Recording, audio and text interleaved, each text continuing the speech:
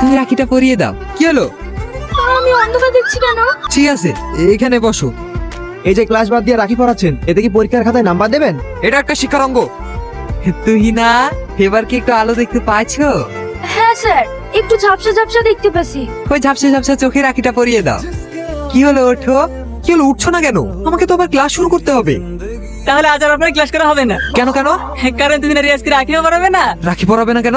আচ্ছা sir, Sumi madam যদি আপনাকে রাখি পড়াই, আপনি কি করবেন? এবার আমি বুঝতে পেরেছি তোরা দুজন দুজনকে ভালোবাসিস বলে রাখি বাঁধবি না। আমি ভালোবাসা পছন্দ করিনি, আর এই স্কুলে কাউকে আমি ভালোবাসতেও দেবো না। আপাত কি হলো আপাত? স্যার ওকে মারেন না, ও শরীরটা অনেক খারাপ, সব দোষ আমি করেছি, আপনি আমাকে মারেন।